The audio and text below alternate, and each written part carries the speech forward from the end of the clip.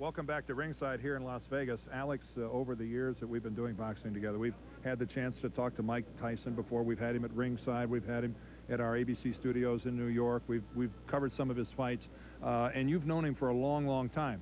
Now, since he's been out of prison, his interviews have been, I think, very few and far between. How'd you snag the guy, first of all? Well, we asked him to do an interview, and he's nice enough to show up and do it. Which you have to admit, it's rare. He hasn't done a lot. No. It was interesting. We talked a little bit about a number of things, as you can imagine. I found him to be quite calm. He seemed to be more at peace with himself going into the getting ready for fight week. He did not have his game face on.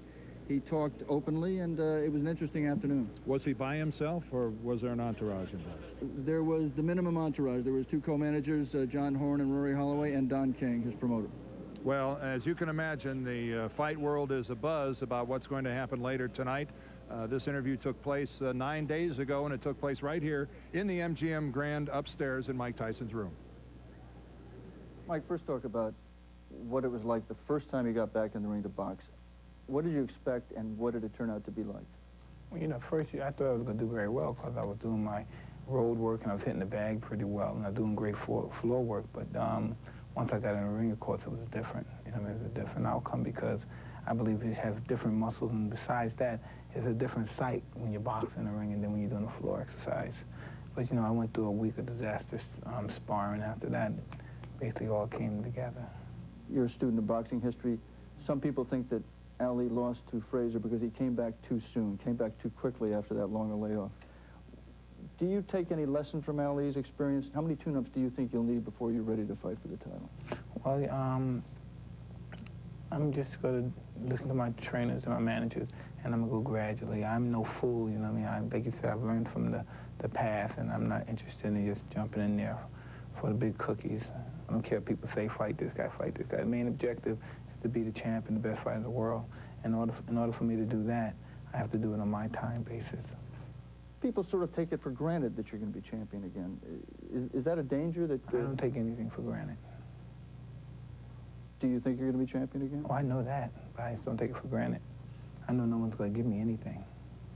There were times in your life when you were out of control and you were pursued. You know what I mean? Do you think you're more in control right now, Mike? More or less, yes, I'm in control. But you have to understand the state that I was living a profligate lifestyle because you have to understand I was just a child. And you know what I mean?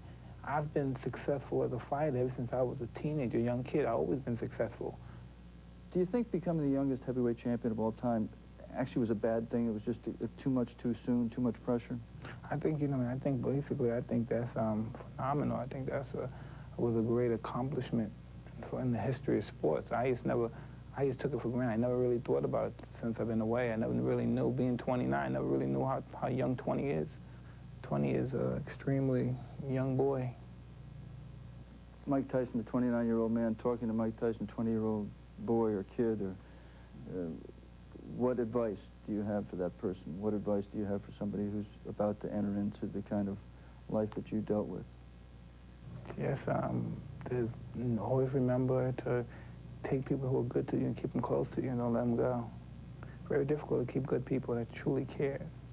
You know what I mean? A lot of times we get caught into the hogwash that goes on in our life, and we give them the Buddhas. We do things to them they can never forgive.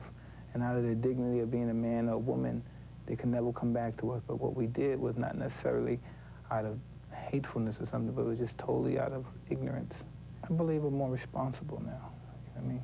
It's very difficult being responsible after living like I've said before, a very profligated type of lifestyle, reckless, and it's very difficult. You know what I mean? Like I said, it's an ongoing process in trying to do the right thing. You know what I mean? You can't take a guy and put him that's been living a certain way for the rest of his life and say, for 3 years you studied living this way, and you all of a sudden you got to make a transformation and to live in the right way. It's very difficult. It can be done, but it's very difficult, and I'm having a difficult time. It's going to be done. Well, Mike Tyson talks about transformations. Obviously, Alex, those happen in his personal life, and everybody deserves a second chance, and we hope Mike makes the most of his out of the ring. Everybody wants to know about in the ring here tonight. First of all, 4 years, a long time to be away from the ring. Yeah, and a different kind of layoff than Muhammad Ali. We compared Muhammad Ali's comeback to Mike's in that interview. But Muhammad Ali was able to spar. He had exhibitions. He could go into a gym. Mike Tyson had none of those. There was none of those facilities in the prison in which he was, and he really starts cold. And you heard him talk about having 1 week of horrific sparring, and he was shocked about it. And I think that it's hard for people to understand this because Peter Mcneeley is a very, very lowly regarded opponent. But I guarantee you Mike Tyson is nervous about this fight tonight. He very much wants to look good, and he wants to prove himself. For all that hard exterior that he shows the world, he couldn't be human and not be nervous about tonight. Now you mentioned Peter Mcneeley. If he is as inept as everyone leads us to believe that he is, does Mike Tyson learn anything? Does he accomplish anything? Doesn't learn anything. I just think he takes the first step in a process that will lead a year or a year and a half down the road to fighting meaningful opposition. He's not going to do it right away. He actually, you could hear, I think, in his voice in that talking about Ali, he was not going to make the same kind of mistake Ali made. He thinks Ali lost his title by jumping back in too quick against Frazier, and he's not going to make that same mistake. I think he's going to take his time. Well, there is nothing quite like a Tyson fight and a Tyson happening. This town is busting at the seams. Celebrities of glory here tonight. Going to be fun. It will be. However long it lasts. Well, the reason we were here earlier today was to cover the